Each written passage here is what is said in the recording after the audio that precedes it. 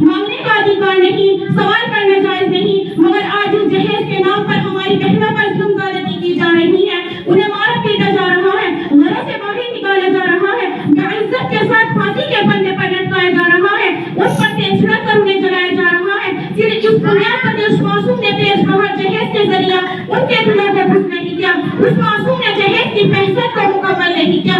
کسی نے کیا ہی خوب کہا ہے کہ کل آنگن میں ایک لاڈلی جل رہی تھی، کل آنگن میں ایک لاڈلی جل رہی تھی، ابھی جس کے ہاتھوں میں مہندی رچی تھی، خطاؤں میں خطا اس دلہن کی یہی تھی، خطاؤں میں خطا اس دلہن کی یہی تھی کہ جہیز کی فہرست میں ابھی کچھ کمی تھی۔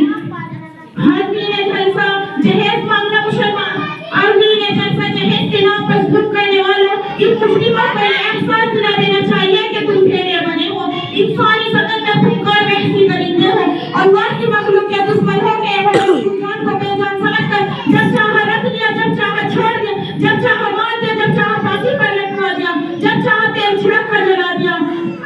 ارے حقیقت اور تکلیف اس وقت معلوم ہوگی جب یہ معاملہ تمہاری بہنوں اور بیٹیوں کے ساتھ ہوگا۔ مسلمان جہیز مانگنا مسلمانوں کی شان نہیں، در حقیقت یہ غیر کی تہذیب ہے جسے مسلمان بڑے فخر کے ساتھ اپنا رہا ہے اور ایک مروج رسم بن چکی ہے۔ حقیقت سے اس رسم کا کوئی تعلق نہیں اور یہ بات جہیز مانگنے والوں کی آنکھوں سے اوجھل ہو جاتی ہے کہ اس جہیز کی بنا پر کتنی بہنوں کے سوا گزر چکے ہیں، کتنے خاندانی تباہ برباد ہو چکے ہیں، کتنے غریب والدین ان خونریز منظر کی کام میں لا کر اس دنیا سے چل بسے ہیں۔ جی ہاں، اس جہیز کی دہتی آگ نے معصوم و غریب کوشیزیوں کی زندگیوں میں جلا کر خشک کر دیا اور ان کے ارمانوں کا گلا اکھاڑ دیا۔ جہیز مسلمہ معاشرے کا ناسور ہے، ایک زخم ہے جو رستے رستے لاعلاج ناسور بنتا جا رہا ہے۔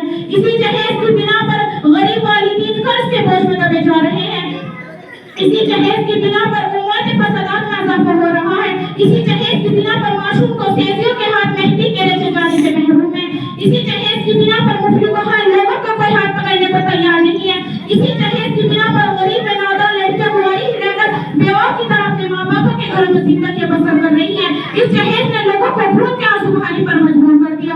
اے جہیز کے بھکاریوں، تمہاری غیرتیں کہاں چلی گئی؟ کیا تمہاری غیرت کے لالے پڑ گئے؟ کیا تمہارے اندر نن پر رحم کا عالم ختم ہو گیا؟ کیا تمہارے گھر میں بہن بیٹیاں نہیں ہیں؟ کیا تمہارے اسلامی تعلیمات کی کوئی قدر نہیں ہے؟ کیا تمہارے دلوں میں سنت رسول سے محبت نہیں ہے؟ مجھے بتاؤ، کیا تمہارے دل پتھر سے زیادہ سخت ہو چکے ہیں؟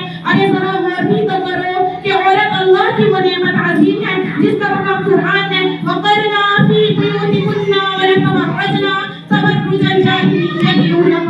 آج والی عورت دفتروں، دکانوں، ہوٹلوں اور شاپنگ سینٹروں میں غیر محرم مردوں کے سامنے دو چار ہو رہی ہے۔ مجھے بتاؤ، اس باپردہ خوشگوار کو گھر سے نکلنے پر کس نے مجبور کیا؟ تم یہ کہنے پر مجبور ہو جاتے کہ غریب والدین اپنی وصیت کے بقدر اس معصوم کے ہاتھ نہیں لگا سکتے، لہٰذا یہ خود اپنے لیے سماج جہیز فراہم کر رہی ہے۔ پھر کچھ یہ خبر آنے لگتی ہے کہ سسرال والوں نے جہیز کے مطلب کو پورا نہ کرنے پر ان کی پیاری بیٹی کو قتل کر ڈالا۔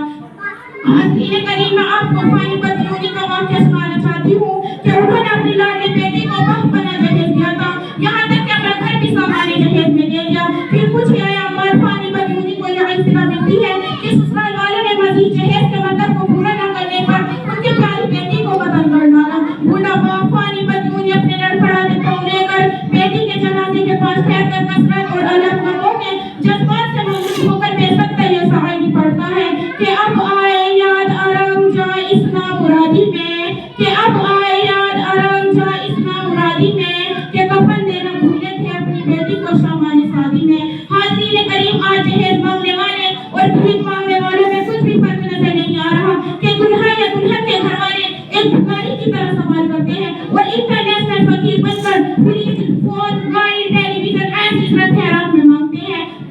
پھر اسی خیرات کو لے کر اپنے دوستوں میں احباب میں دکھاتے ہوئے ذرا بھی سر محسوس نہیں کرتے، وہ اپنی زبان حال سے